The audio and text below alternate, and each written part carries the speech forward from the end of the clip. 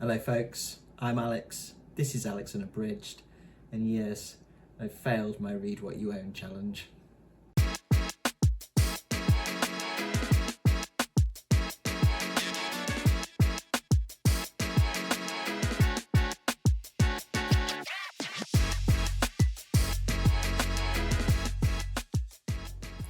So welcome back to the channel if that is the case.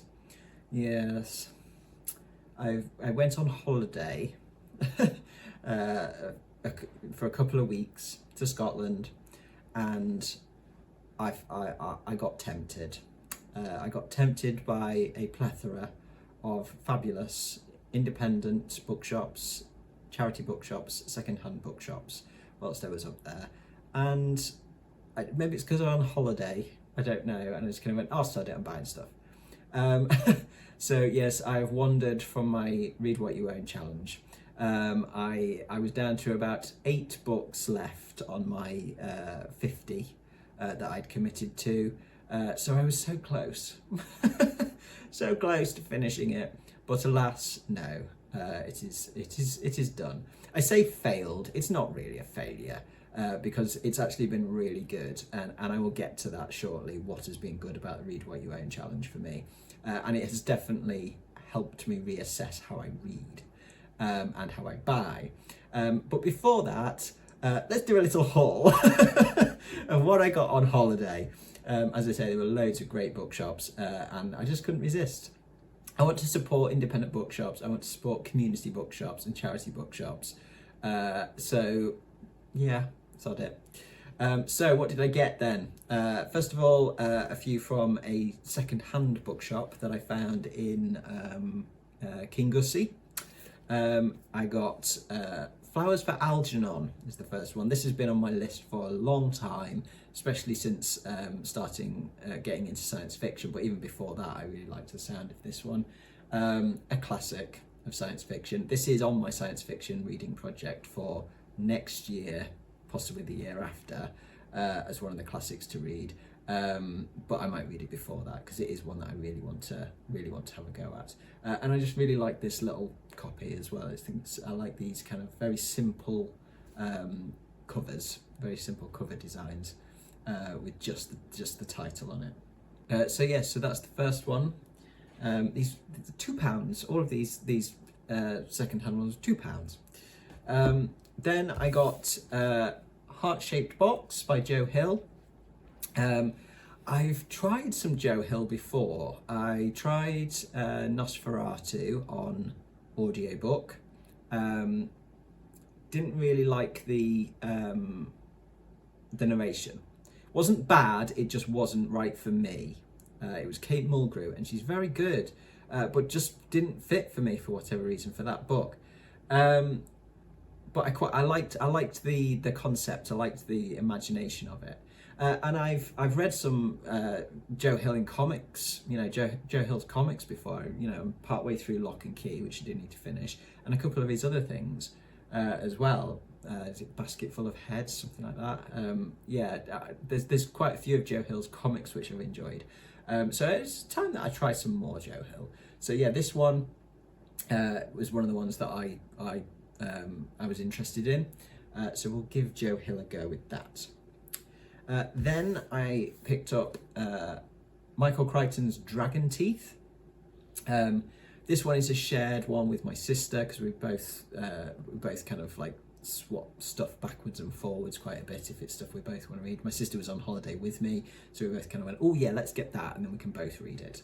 It's kind of set around the kind of the race to find to dig up dinosaurs in the Old West. So the kind of the rivalry between Marsh and Cope, which I know a little bit about, and I find fascinating as kind of sort of the actual history. So I thought, well, I like that side of things. So let's give Michael Crichton bonkersness a go, basically, and see how mad this is.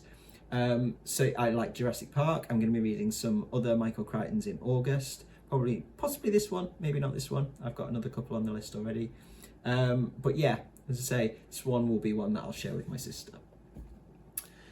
Then I got a couple of anthologies because I can't pass up an anthology at the moment, especially because I'm writing short stories and I just want to immerse myself in short stories. So this one is Horrible Beginnings. The stories that launched the careers of such masters of horror such as Robert Bloch, Ramsey Campbell, F. Paul Wilson, Thomas Monteleone, Neil Gaiman, P.N. Elrod, and more. So yes, Tanith Lee's in there, Ed Bryant's in there, Poppy Z. Bright. So yeah, quite a few names in that one. Just a variety of horror stories, essentially. This is the sort of thing where I will just pick it up and dip in and out and try, as I say, try and expand my own knowledge of short story craft in the horror genre. And in the same vein, we've got this one, Shudder Again, 22 More Tales of Sex and Horror. And this has got stuff from J.G. Ballard, Ray Bradbury, Ramsey Campbell, Nancy A. Collins, Arthur Conan Doyle, don't know quite how sexy that will be, Harlan Ellison, Mervyn Peake, and many more. I've not read the first one, which is I Shudder at Your Touch, but I saw this one, I thought, yep, well, I'll read this one first. I don't think it'll matter too much because it's all short stories. But yeah, something a little bit different, probably good for some Garb August reading, this one, I should think. So yes, more short stories there. Then I found another couple of little bookshops basically and picked up another couple of things. This one is Scottish folk tales. Got by some Scottish folk tales when in Scotland. And this again is kind of research for me. A lot of the stuff that I'm writing is kind of inspired somewhat by folk tales, sort of rural horror, myth, that kind of thing. And I want to know some more about the Scottish stuff as well. I know my way around English folklore reasonably well, and some Welsh folklore, so time to pick up some Scottish. So I got this. So this has got various different things about all the different sorts of folklore, creatures, myths, etc., all that kind of stuff in it. So yeah, plenty of stuff to keep me occupied on that. And then I went back to a bookshop that I found last year when I went up to Scotland, and there, when I went up last time, I bought Annihilation by Jeff Vandermeer from them, and loved it, and I want to read the other two in the series. But the Annihilation that I've got is a particular edition, and when I looked around to try and find the second and third book in the trilogy, I couldn't find the same editions, and I want them to match on the bookshelf. It's one of those where I want them to match because I like this particular design. And I remembered that this bookshop had them last year, so I went back in to check, and they still had them, fortunately. And so I picked up both Acceptance and Authority. So yes, Authority is the second one, Acceptance is the third one. But I just really like these minimalist cover designs, and so I decided, sod it, I'm getting them both. Then I've got the trilogy and I can read as I please. So yeah, definitely interested in seeing where this trilogy goes. I really enjoyed Annihilation when I read that last year. So that is my haul. So yes, 1, 2, 3, 4, 5, 6, 7, 8 books. Yeah, that's kind of a fail, isn't it? So now that I have kind of broken my read what you own challenge promise to myself, where am I going from here? So I've read 42 of my intended 50 books. And to be honest, I'm pretty happy with that. And as I say, even though I say I've failed it, I don't really see it as a failure. I've got a lot out of the challenge whilst I've been doing it. It was definitely worth doing. It's definitely made me reassess my habits as a reader and buyer of books. I mean, I have bought books whilst I've been doing the challenge, in terms of one of my own caveats was to my own challenge rules was that I could get books for Christmas and birthdays, or I could get vouchers, you know, for Christmas and birthdays, and therefore spend the vouchers that I receive as gifts. That I've done. But even within that spending, I've actually been really mindful and become really mindful of what I spend those vouchers on, or what I ask for as presents. I've kind of got into this whole buying with purpose mentality, rather than just kind of browsing and randomly picking stuff up on impulse, which is what I was doing. And that's why my shelves had kind of got a little bit stacked, because I bought stuff on impulse and then kind of gone, oh yeah, I'm not in the mood for that now. Whereas if I kind of look at what I've got coming up in projects, look at what's been on my kind of wish list for a long time that I still really want to read, if I then set out to buy that, then, you know, I think that's a good way for me to buy.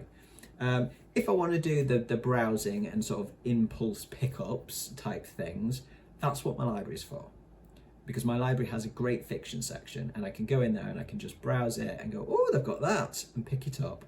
And then I've got it for 3 weeks. So if I want to read it in that 3 weeks. You know, I think that's the way for me to go forwards, is to keep doing this buying with purpose. One thing that I have been good with during the challenge is Kindle. Buying Kindle books. I've not done that, apart from a couple of Kindle books that I bought when I got an Amazon voucher for my birthday from a friend, which was a random surprise, and I thought, oh well, I can use that for a couple of Kindle books. I've not even looked at like Kindle daily deals, things like that, because I don't want to be tempted. And I'm not going to go back to that now that I'm kind of finished the challenge. I'm not going back to that whole, oh, it's only 99p, I'll get that. I might want to read that someday. Not doing it. I can save that 99p, and like if I see something, I can put that £1 that I might have spent on that in a jar, and that's, you know, I only have to do that like 10 times, 9 or 10 times, and I've got enough for a new book, or, you know, do that a couple of times and I can get a second-hand book, you know, if I want to. In the future, you know, but something that I know that I'm going to read. Yeah, I don't need to clog up my Kindle with stuff that I might either take an age to get to or might never get to. I think doing the challenge and being pushed to investigate what I can get at my library and through my library has been great. I'm definitely going to make more use of my library going forward. A lot of the stuff for my science fiction project has come from the library because I didn't own it. And of course I can go online, I can search for whether the library holds it in physical format. If they do, I can get it sent from any other library in Derbyshire, where my libraries are. If they don't have it in physical format, sometimes they, you know, quite often they have it in digital format, whether it's an ebook or an audiobook.